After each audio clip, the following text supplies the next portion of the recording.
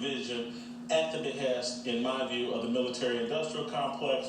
They want us all looking at this and not looking at what they're doing in Ukraine as they drag America and the world into World War III.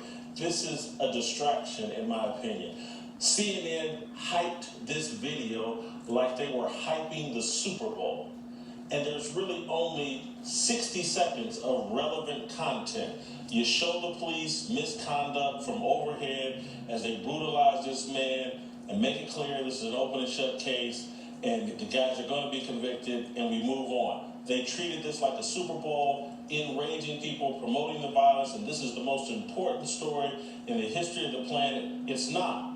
What's going on in Ukraine and our military involvement in Ukraine, that's the most important story going on in the world, but they don't want you focused on that. That is such a good point, and you've been in the news business all your life, 35 years or something. I felt guilty putting that video on the screen, not because I was on anyone's side. I felt obviously bad about it. It was horrible.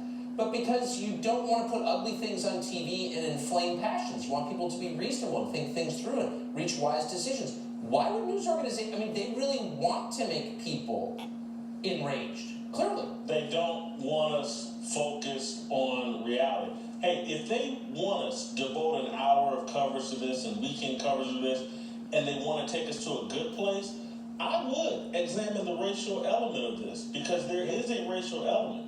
And this is a story about young black men and their inability to treat each other in a humane way.